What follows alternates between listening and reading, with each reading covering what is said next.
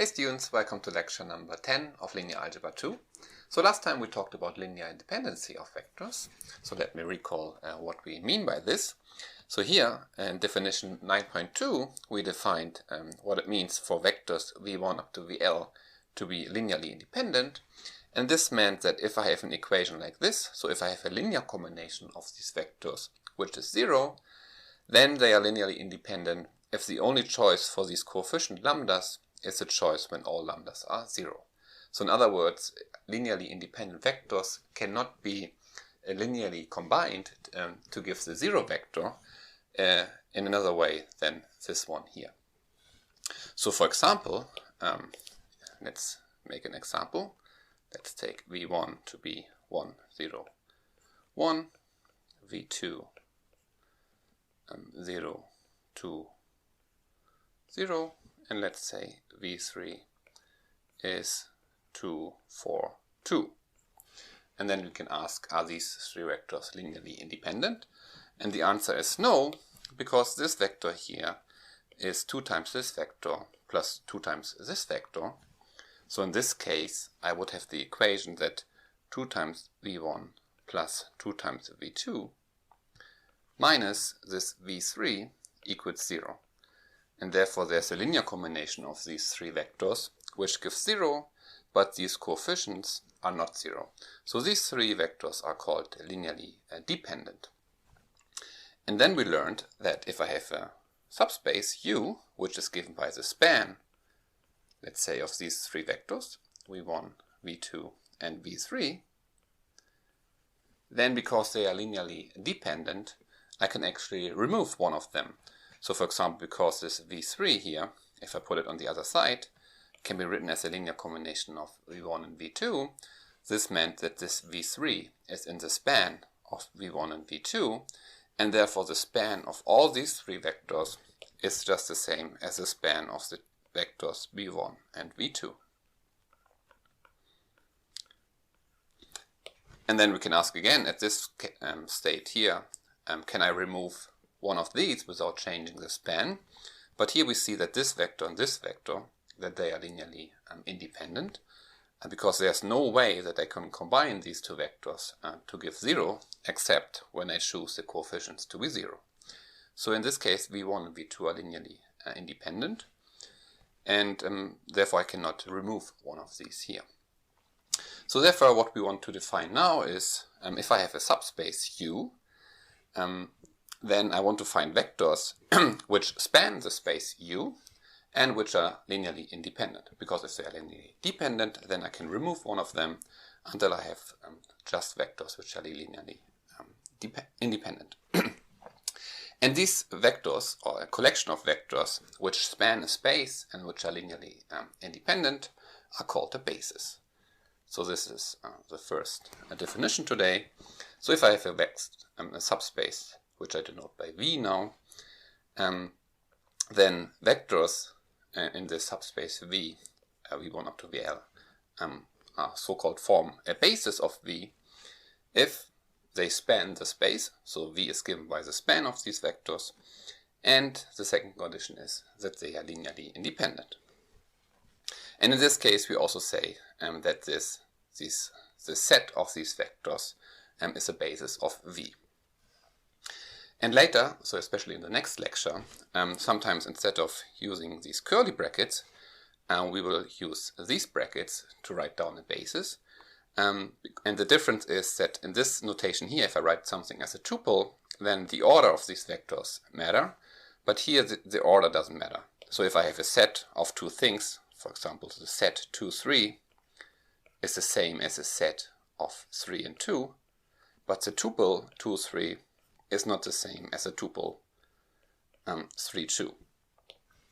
But for today we will just consider sets of vectors which form a basis, but next time we will care about the order of these elements.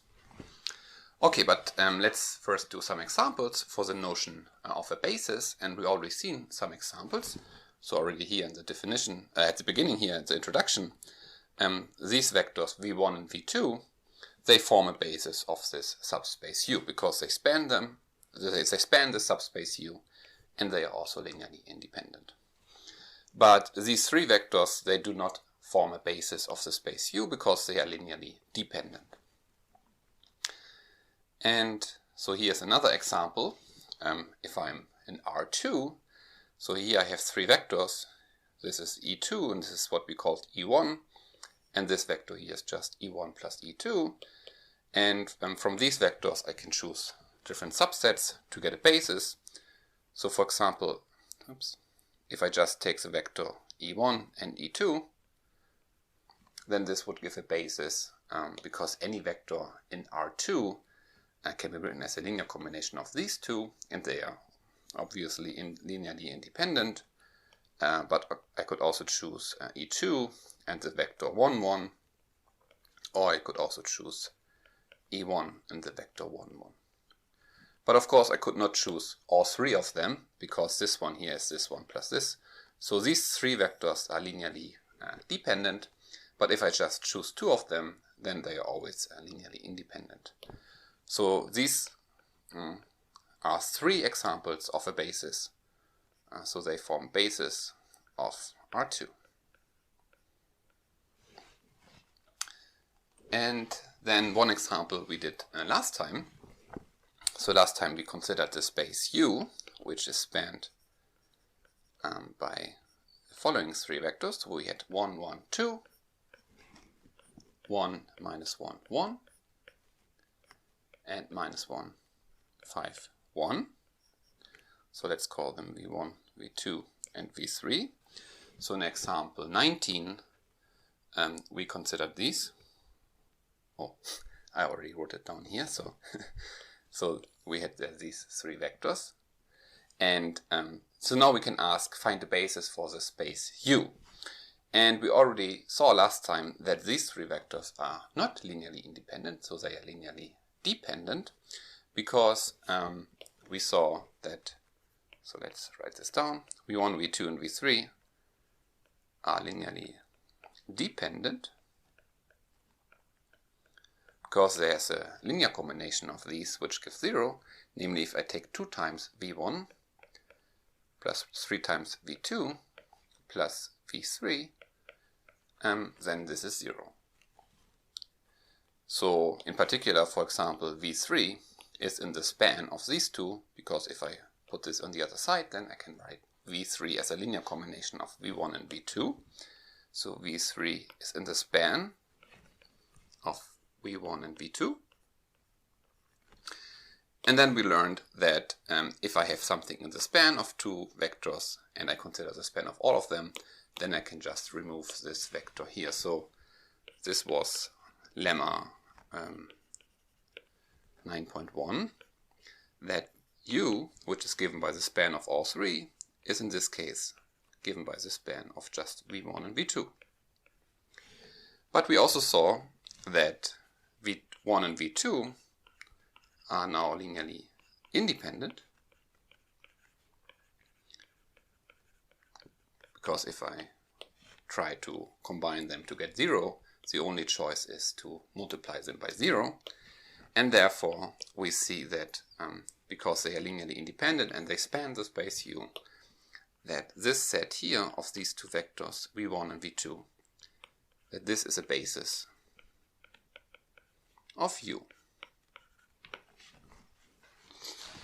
Okay, and the third example is the so-called standard basis. So if I'm in Rn, then I can always write down a really simple basis, which is given by these vectors E1 up to En. So for any n, the set E1 up to En, so here's a vector 1, 0, 0, 0 up to 0, 0, 0, 1, they form a basis, or this here is always a basis of Rn.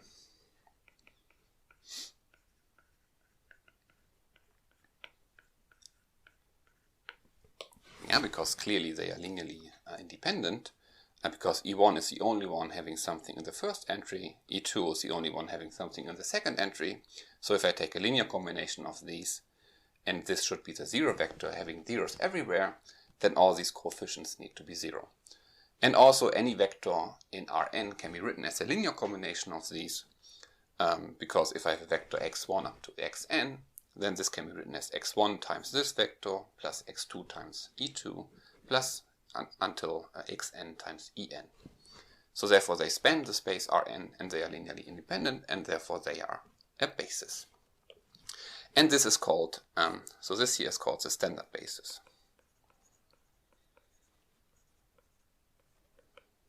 of Rn. Okay, so these are some examples. And what we want to do now, we want to show that any subspace actually has a basis, and the elements of the number of elements in the basis is always the same. So this gives a number, and this number will be the dimension of the subspace. But before we can prove this, we need to prove two lemmas. And the first one is this one here, which is part of homework 7, which you can do during Christmas. So if I have a subspace V and I have L linearly independent elements in this space V, and this space V is the span of some m elements, some m vectors W1 up to Wm, then we have that L is smaller than m. So what this basically means is that if I have a space which is spanned by m elements, then inside this space I cannot find more than m linearly independent vectors. Yeah? Which somehow makes sense. So for example, if I have a plane in 3 dimensions, so this usually I can span by 2 vectors. And the statement here is that inside this plane I cannot find 3 vectors which are linearly independent, because one of them will always be can be written in terms of the other 2s.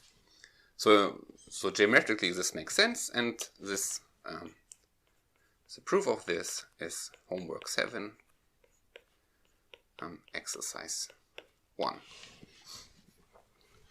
Okay, and the other lemma we will need. So again, the statement we want to remember here is that if I have a space spanned by m elements, then inside the space there cannot be more than m linearly independent vectors. And the second statement is this one here. So if I have L linearly independent vectors in Rn, and now I have another vector in Rn which is not contained in the span of these vectors, then if I add this vector to these, then they are linearly independent. Yeah, and this somehow makes sense, because linearly independent usually meant that I cannot write some of these vectors in terms of the others, or in other words, if they are linearly dependent, then I can write one of them as a linear combination of the others.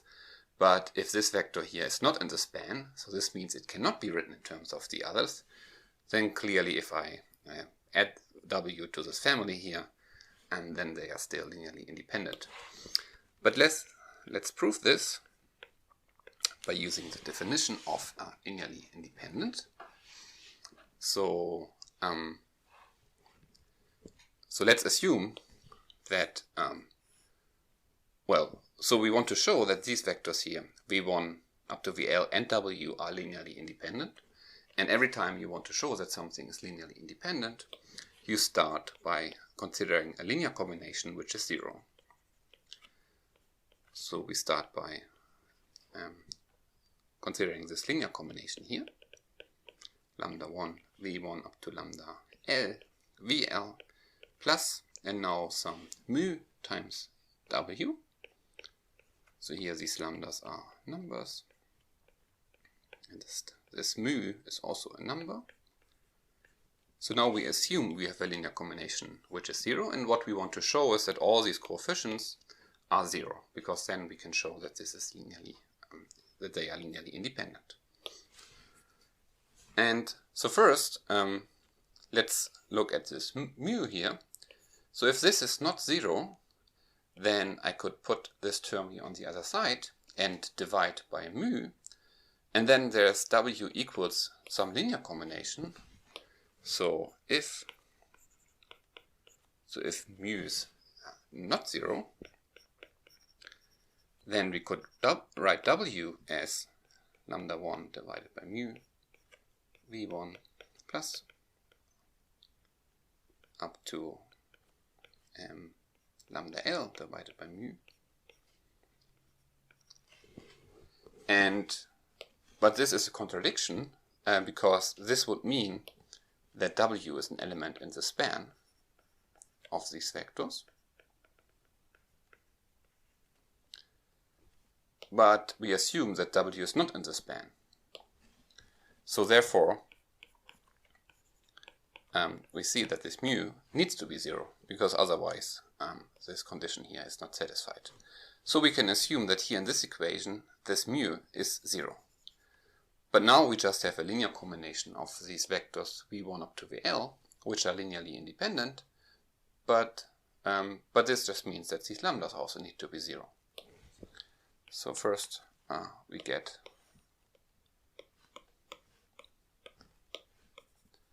that this is 0, and now we can use that these vectors are linearly independent,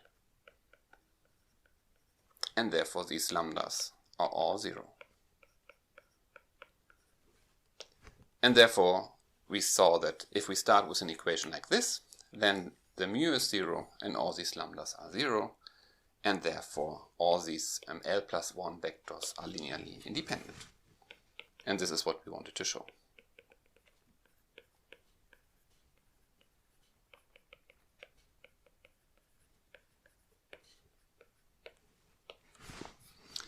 So again, if I have some vectors which are linearly independent, and then another vector which is not in the span of these vectors, then I can add this vector to these vectors here, and then all vectors are still linearly independent.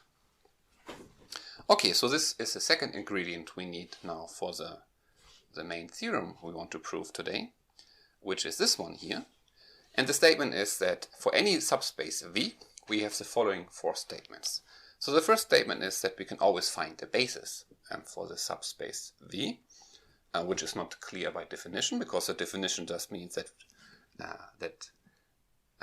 well, basis means that we can find vectors which span the space and which are linearly independent, but this is always possible. And then the second statement is that they always have, so if I have different bases, of course there's not just one basis, and already in R2 we had this example where we here we have 3 different bases for R2, so each of them here, they are linearly independent and they span the space. And here we see the number of these elements are always the same, and the statement of the theorem is that you cannot find a basis with more elements or less elements than 2 in this case here. And then the third statement is if I have L vectors in V, which are linearly independent, but which maybe do not span the space yet, then I can find more vectors in the space V, such that if I add these vectors to these L vectors, then this gives a basis of V. So what this means, if I have a subspace and some vectors, then I can always find some vectors which are linearly independent, then I can find more vectors in the subspace, such that everything then gives a basis of the space. And the fourth statement is that if I have vectors which span the space, but which maybe are not linearly independent, then I can always remove some such that they still span the space and that they are linearly independent. So the statement is from these vectors w1 up to wn, I can take a subset. So this just means that I remove some of these w's. So and then these u1 up to ut are just the remaining vectors. And the statement is I can find a subset of these vectors such that this is then a basis of V. So here somehow I have too much for a basis because they are maybe linearly dependent. So the statement is I can throw some out and then I have a basis. And here I have linearly independent vectors, but maybe I don't have enough, so I need to add more to get the whole space. Okay, so let's prove this. And And we start not by 1, so 1 will be a consequence of this one here, because we will use number 3 to construct the basis. So instead, we will now start with number 2. So we show that if I have two bases of a subspace V, then these two bases have the same number of elements. So let's prove number 2. So let's assume that I have two bases. So let's say V1 up to VL, and I have W1 up to Wm. Let's say they are both a basis, or they are bases of V. And what we want to show now is that L equals M. And now what we want to use is this lemma here, which you will prove in the homework, stating that if I have a space spanned by m elements, then inside the space I cannot find more than m linearly independent vectors. And so because the w's are a basis, they span the space. So we have that v is spanned by the w's. But we also know that the v's are a basis, so they are linearly independent. And they are elements in V, so they are linearly independent. And therefore, by lemma, what was it, 10.2, yeah, we see that because I have L linearly independent vectors in a space spanned by m elements, this L needs to be smaller than m. But this also works the other way around, because V are also a basis, so therefore this space V here is a span of V1 up to VL. But W are also a basis, so in particular they are also linearly independent. So W1 up to Wm are linearly independent. And therefore by the same lemma, we also have that this m is smaller than L. And therefore this m needs to be equal to L, because these two inequalities needs to be satisfied. And this proves number 2, because we started with two different bases and showed that the number of elements need to be the same. And now we want to show number 4. Yes. So we want to show, so let's, number 4. We want to show that if we have some vectors which span the space, then we can find a subspace, a subset of these vectors which form a basis. So first step is, so let's assume that these vectors are linearly independent. Maybe I could bring this down here to make it clearer.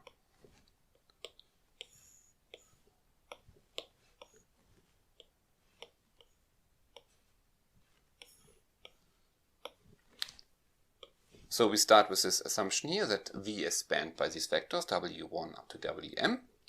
And now we want to show that we can find a subset which forms a basis of V.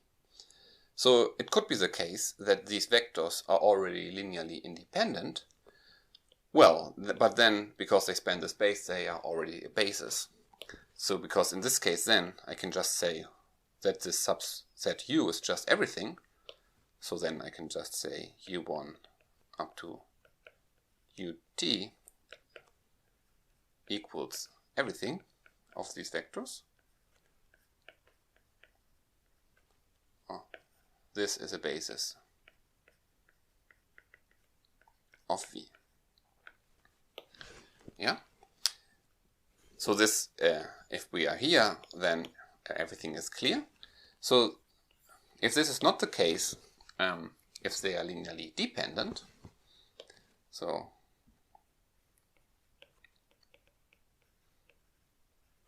linearly dependent, then we saw last time that the span of these vectors stays the same by removing a certain element. So by theorem, so this was theorem 9.3. So the statement is, if I have linearly dependent vectors, then I can find a j, so one of these vectors, which can be written in terms of the others, and then I don't need to take care of this anymore. So there exists a j such that the corresponding wj, or maybe let's write it directly, such that the span of all vectors is just the same. So the span of all vectors is our v, and the statement is that I can remove wj. So here I just go to wj minus 1, skip wj, so the next one is then wj plus 1, up to wm. And then the statement was that the span doesn't change if I remove this vector, and therefore this here is still the whole space V. So therefore then I have less vectors, and then I can ask again, instead of asking if these are linearly independent, I can now ask, are these vectors linearly independent? If they are linearly independent, then I just say u1 up to ut is this set of vectors, and then this forms a basis, and it still spans the space V. But if they are still linearly dependent, then I can again use this theorem, stating that there's another w which I can remove. So then I can, for example, remove this one, and then I just have remaining vectors here. And then I can ask again, are these linearly independent? So they still span the space V. And if they are linearly independent, then they form a basis. So therefore I can do these two steps again and again until one point I get linearly independent vectors, and because I will never change the span, they still span the space V, and therefore I get a basis. So then I can repeat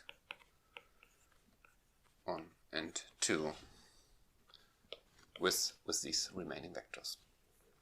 So therefore this proves the statement 4, that I can remove some of these vectors, which then gives just the subset. So these are then the remaining vectors, and they form a basis. Okay, so now let's do number 3. And maybe there I should also copy the statement. So the statement 3 is now, I don't have enough, so I need to find more vectors. So again, here the statement is, if I have some linearly independent vectors in the subspace V, then I can find more vectors such that all of them together form a basis of V. So again we do 2 steps. So if the span of these vectors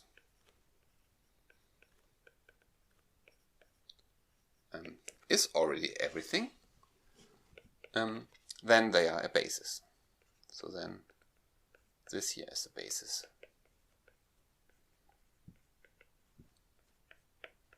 So in this case I don't need any u's. So here I don't need to add something, because already these vectors form a basis.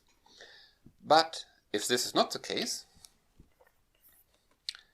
so if the span of V1 up to VL is not V, so it's smaller, so it's just a subset, so this is always a subset because these V's are elements in V, then there exists some vector here in V which is not in the span of these vectors. So then there exists a U in V which is not in the span of these vectors. But now we can use the other lemma, where we had the statement that if I have a vector which is not in the span of some linearly independent vectors, then I can add this there, and they are then still linearly independent. So,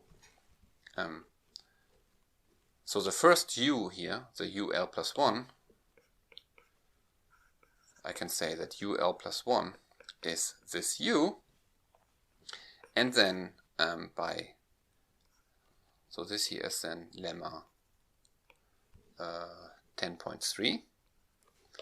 We see that v1, vl, ul plus 1, or we see that these are linearly independent. Yeah, so now I have one vector more, and this is still linearly independent. And now I can ask again, do they span V? If they now span V, which they didn't before because this U was missing, then this here is the basis.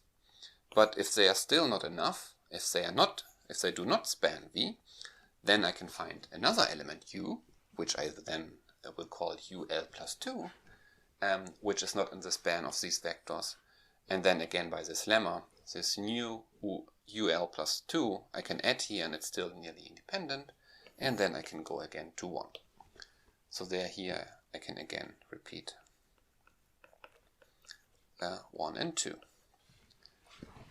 So I can get more and more vectors, and then in the end, at some point, I will get vectors which span the whole space.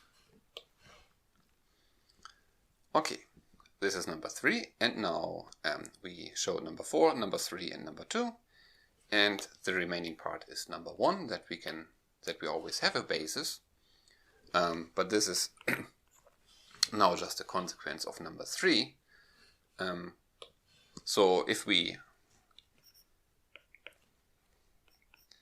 there's one special case we need to consider at the beginning. So we learned that the space which just contains 0 is always a subspace.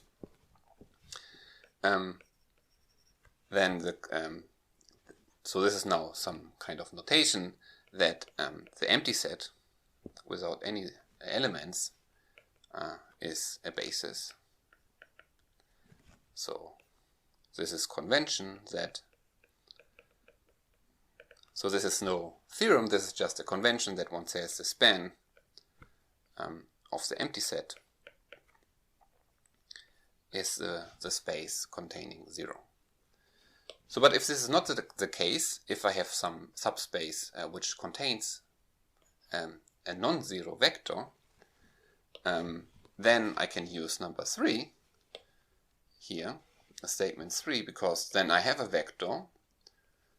If I have just one vector, then this vector is always linearly independent if this vector is not 0. And therefore the statement is I can find vectors such that this one vector plus the others give a basis of V. So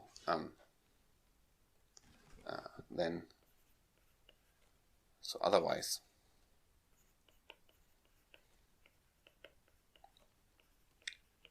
use number 3 to get a basis. Okay, so now we have the statement that any subspace has a basis, and if I have a base, or if I have different bases, then they always have the same number of elements. And therefore, for a subspace V, this number of elements of a basis is a well-defined number, and this is called the dimension of the subspace V. So here, if I have a subspace, then the dimension of V, which we denote by a dim V, is a number of elements in any basis of V. And here, so this makes sense because of the theorem before. Okay, so let's do examples for this. So first example is Well, what if we take the whole space? Well, then clearly the dimension of Rn is n, because of the standard basis E1 up to En is a basis.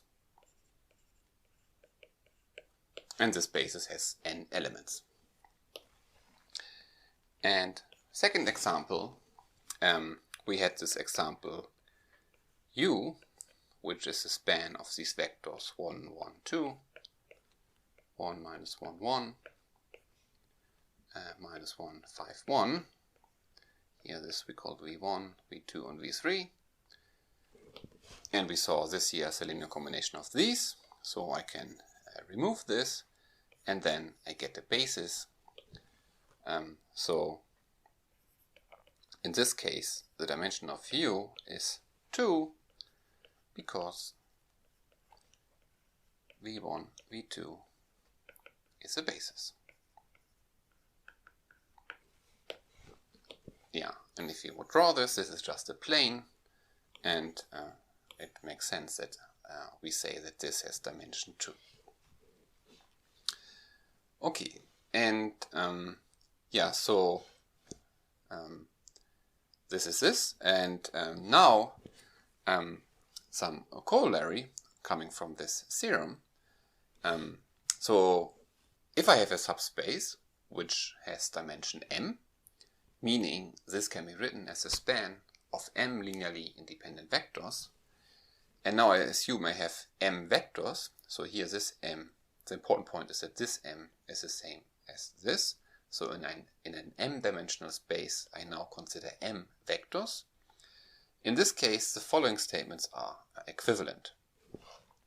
So the first statement is that these m vectors are linearly independent, and the statement is that if this is the case, then they already also span the whole space. So in general this is not true, so here the important point is really that we know that the dimension of V is also exactly m.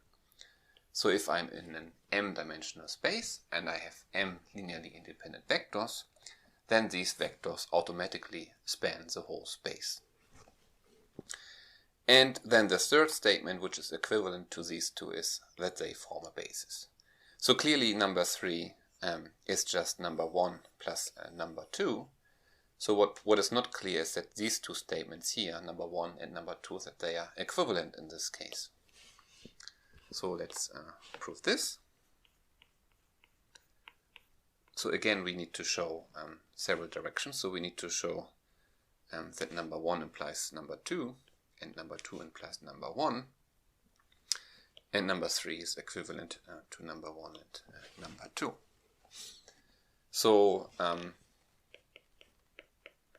first let's see why number 1 implies number 2. So let's assume we have these vectors which are linearly independent, and let's assume they do not span the space. So if this would not be spanned by these vectors, then by the theorem before, if we go back here, if I have linearly independent vectors here, then I can find more vectors such that these form a basis. But if they do not span the space, so if they are not a basis yet, then I can find at least one U such that these are linearly independent and they span the space, so they form a basis. But this would mean that I get more basis elements than m. So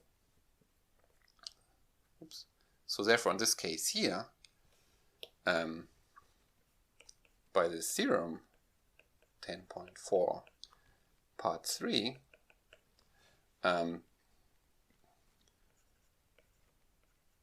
we would get a basis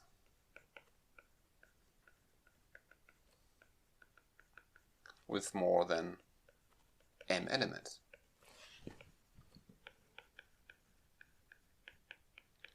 But this is a contradiction because we know the dimension of the space V is m. So the number of any basis, the number of elements in any basis is m. So therefore V needs to be the span V1 up to Vm. Okay, so this is a one direction, and the other direction, number 2 to number 1.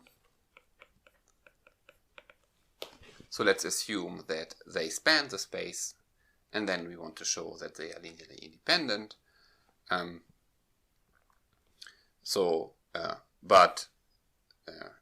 This is the other part of the theorem. So if they would be linearly dependent, then this would mean I could remove one of them without changing the span, and this I could do until they are linearly independent. But if I can remove at least one of them, then this would mean that the dimension of the space is smaller than m. So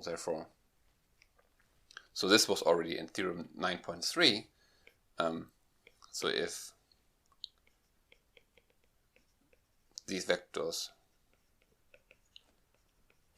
they would be linearly dependent, then by Theorem 9.3 I could, also by the theorem before, get a basis of V with less than m elements. And this is also a contradiction, and therefore they are linearly independent. So therefore 2 also implies 1, and 3 is clear, because if they are equivalent, then this is also equivalent to both of them, because number 3 is just, by definition, so 3 is just 1 plus 2 by definition of a basis.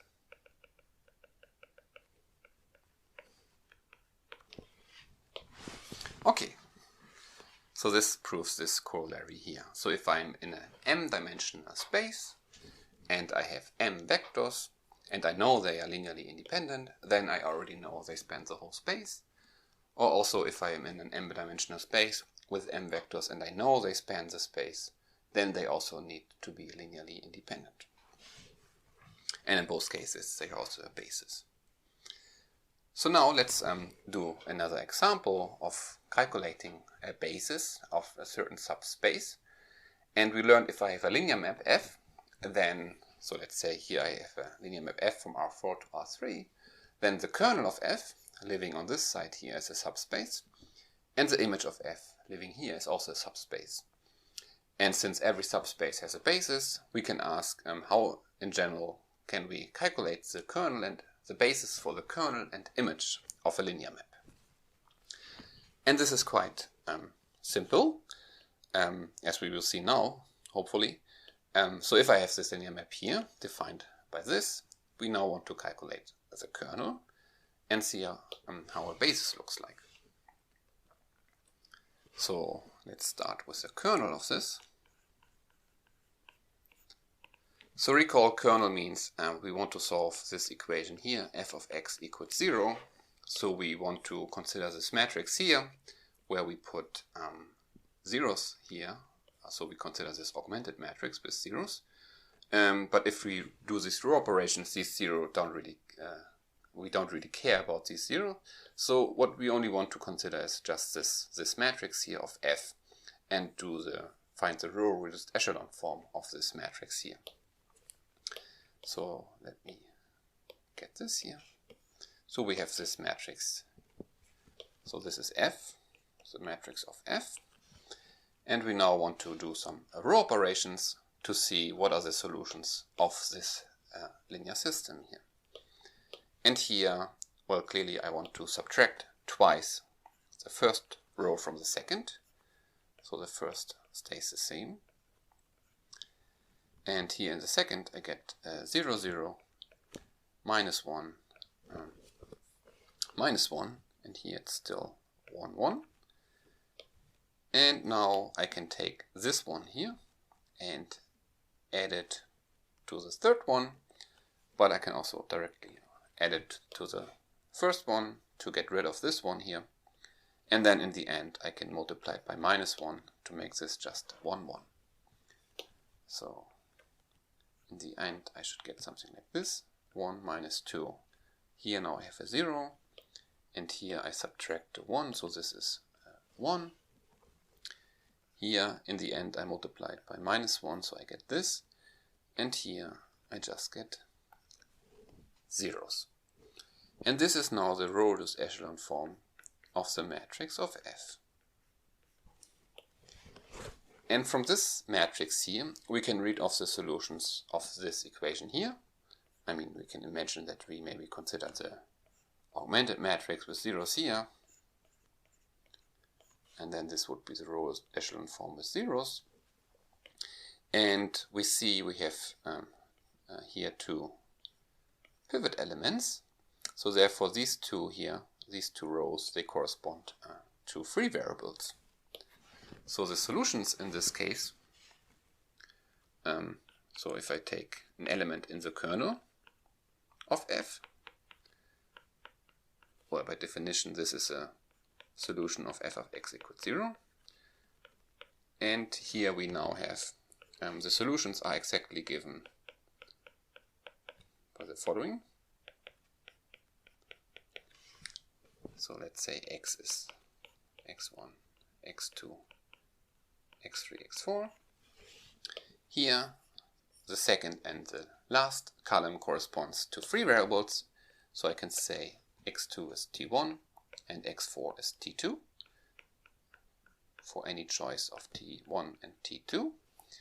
And then x1 here is, put this on the other side, so I have plus 2 times t1 minus t2, and here the other pivot element, the pivot variable x3, I can put this on the other side, so I get minus t2.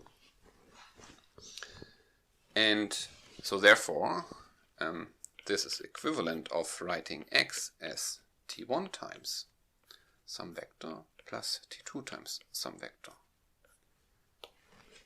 And to get these entries I just need to check. In the first entry t1 I have 2, and the second 1, and here I don't have any t1, and here I have -1, 0, -1, 1, so -1, 0, -1, 1. So therefore the kernel of F, so these are all x which are given by this here, so these are all linear combination of these two vectors, so let's call them v1 and v2. So this statement is here that the kernel of F, we see that the kernel of F is just the span of v1 and v2.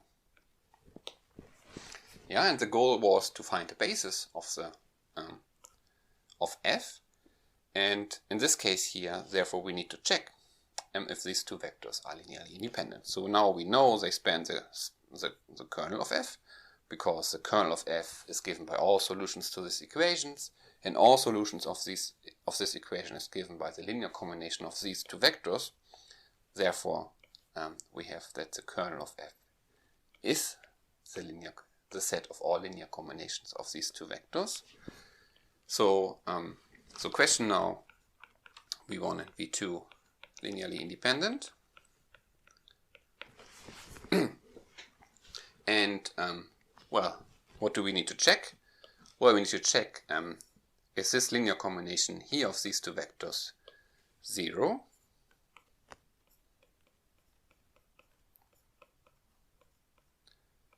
So we assume this is 0, and what we want to show is that these parameters or these coefficients here need to be 0. But if we write this out, I mean this is what we had before.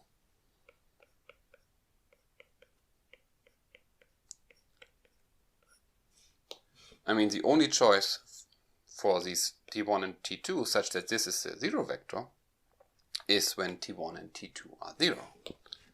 So in this case we see t1 equals t2 equals 0. And therefore they are linearly independent, and therefore this is the basis of the kernel.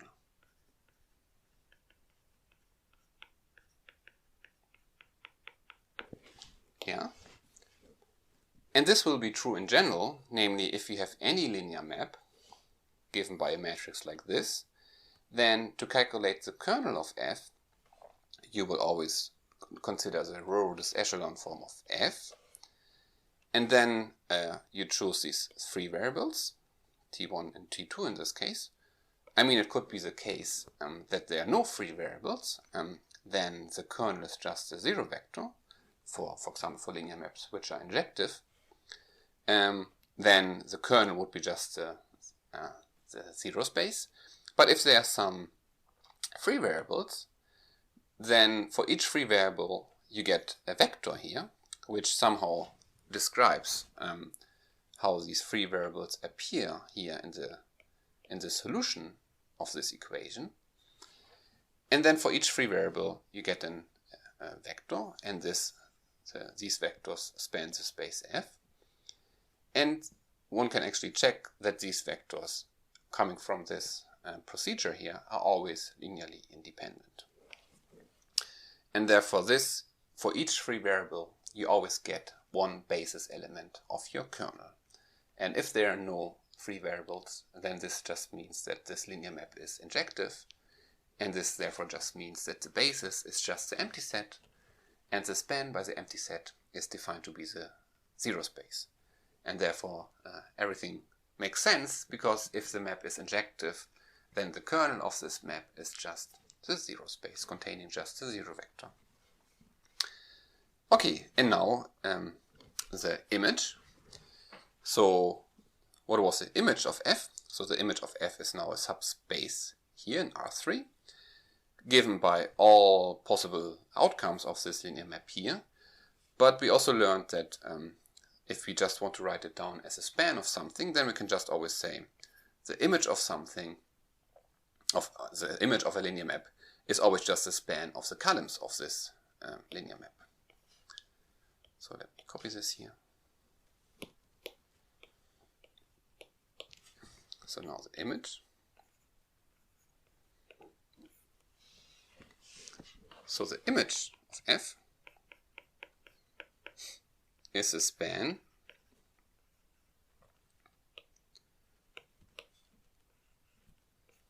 of the columns of the matrix of F.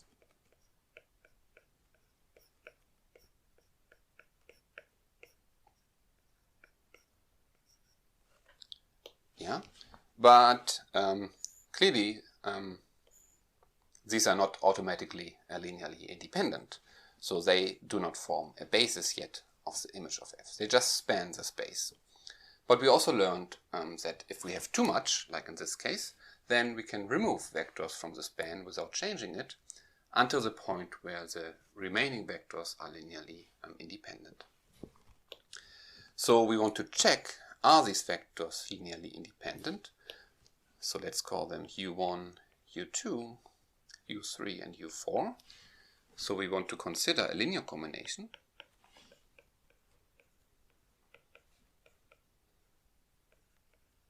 which is 0,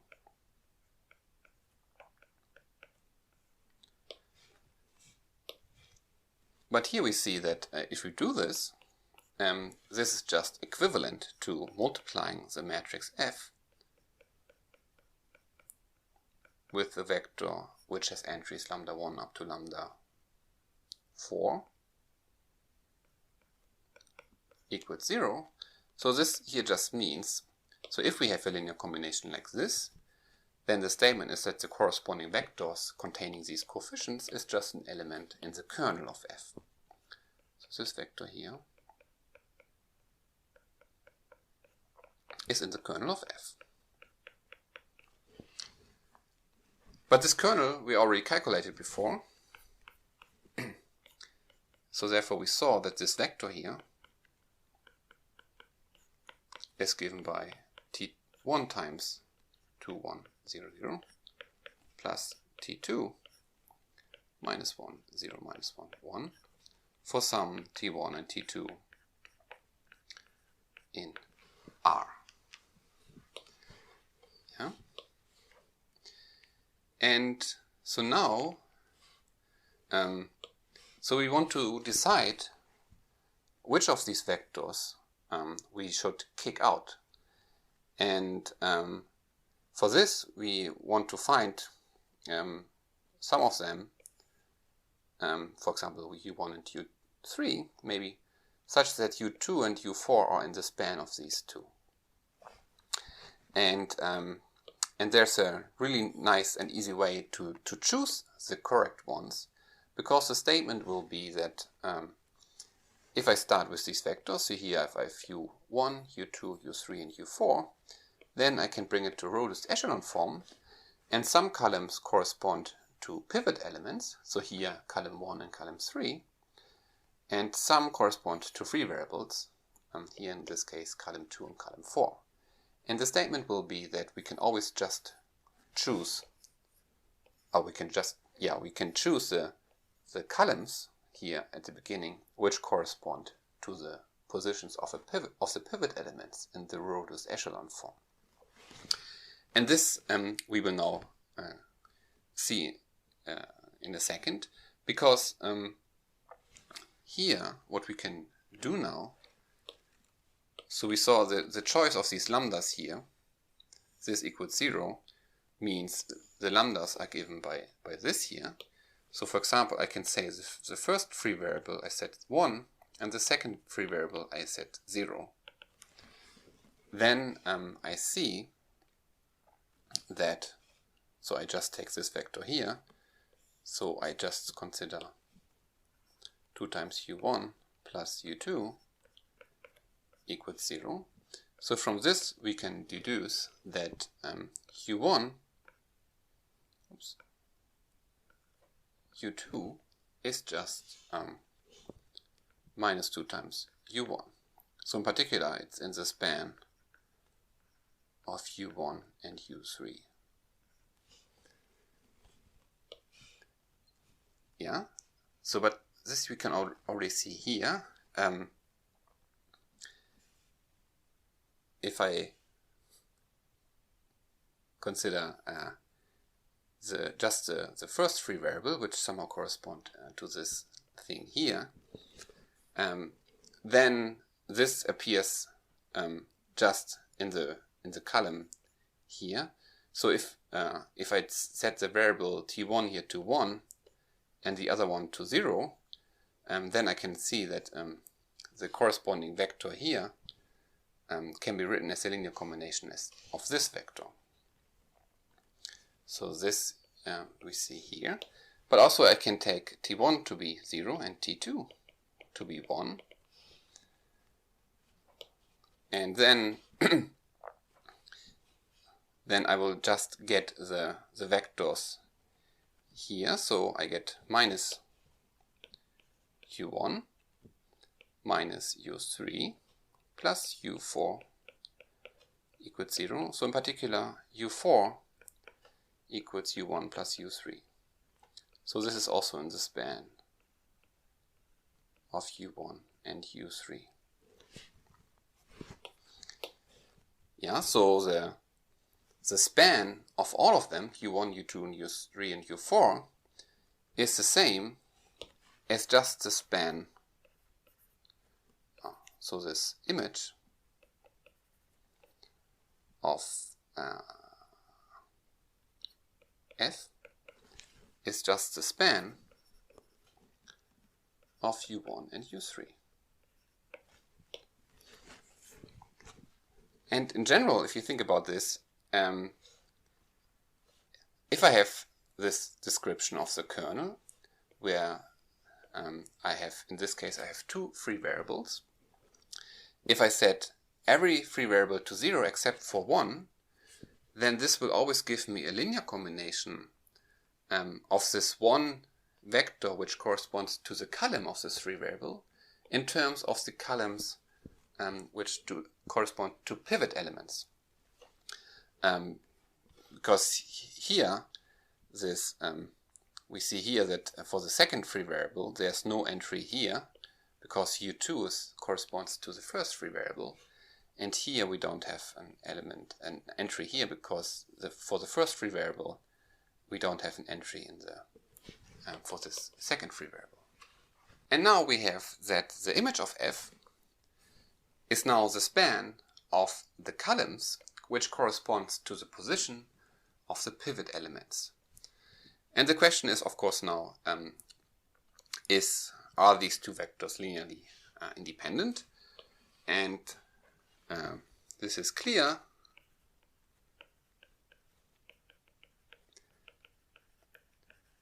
because if I consider u1, lambda 1 times u1 plus lambda 3 u3 equals 0, then if I want to solve this, I would just consider these two columns which correspond to pivot elements. So here's u1 and this is u3.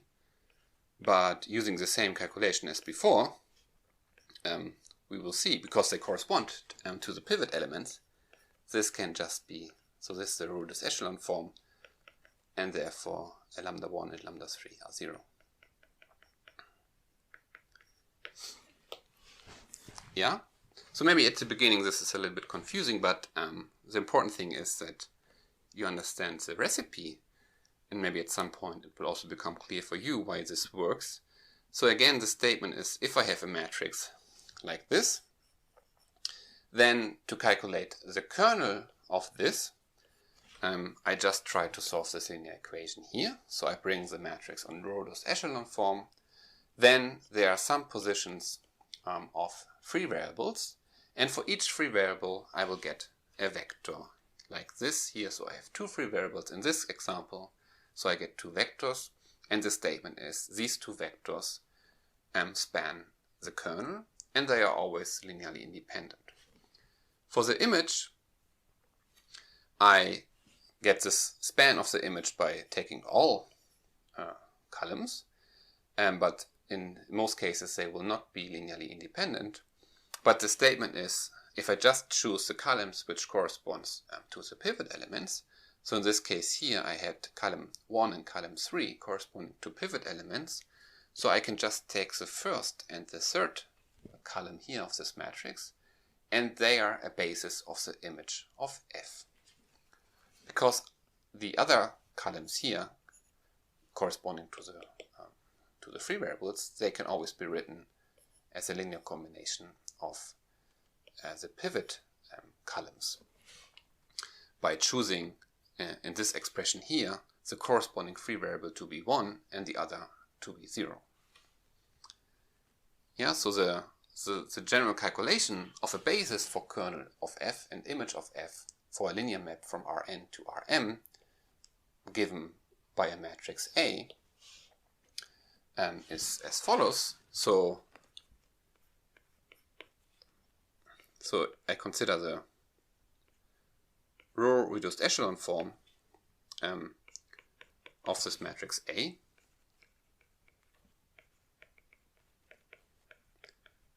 and let's say this has pivot elements in columns C1 up to CR. Then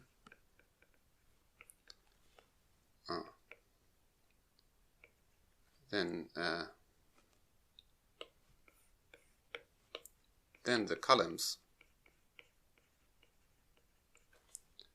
C1 up to CR in A, so in the matrix A, not in the Row Echelon form, they form a basis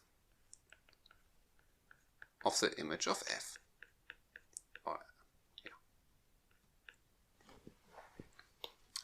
So in other words, the dimension of the image of this linear map f is the number of pivot elements in the Row Echelon form.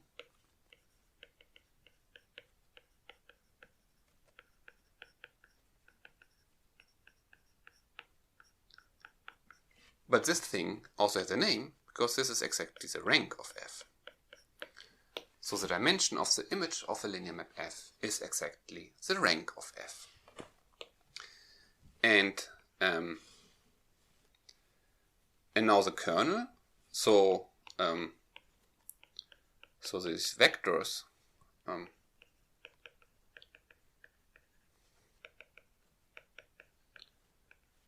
so let's call this the standard parameterization, where we have these free variables, this t1 up to t number of free variables.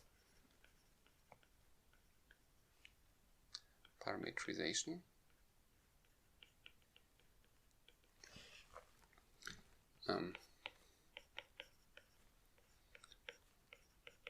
So these vectors obtained in the standard parameterization of the solutions f of x equals 0, they form a basis of the kernel of f. So in other words, the dimension of the kernel of f is the number of free variables. So in other words, this is the number of columns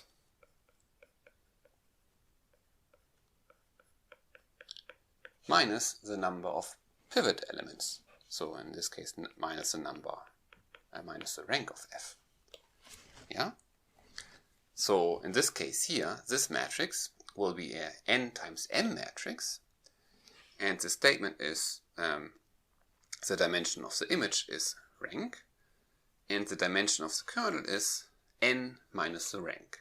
So in general, we will have the following famous statement in linear algebra, that for any linear map f from Rn to Rm, this n here is given by the dimension of the kernel of f plus the dimension of the image of f. In particular, this means that if the kernel gets bigger, so more stuff gets sent to 0, then also the image gets smaller.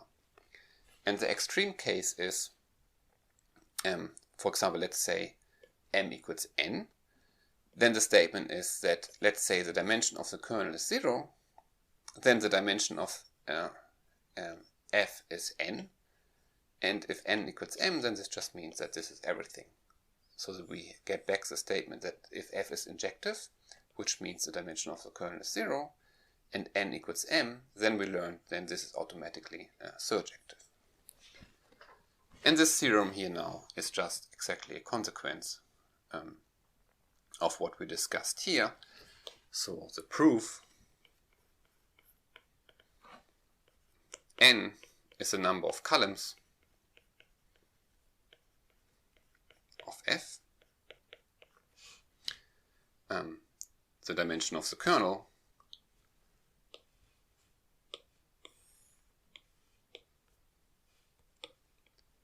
is the number of columns of A. So in this case, A is just the matrix of F. So this here is n minus the rank, and the rank is the dimension of the kernel of the image. And therefore, bringing this on the other side gets exactly the statement: n equals the dimension of the kernel plus the dimension of the image. Okay. And so next time we will talk about coordinates.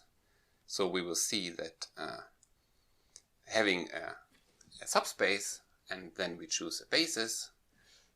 So for example, if we have a plane, like our example here, where is it? Here, this example, so this was a plane in 3 dimensions, so it was something of dimension 2, and then we can write down a basis, in this case v1 and v2, and then we will introduce a so-called coordinate map, which somehow gives an isomorphism between this plane and this 2-dimensional space. But this we will do next lecture or next year. See you then.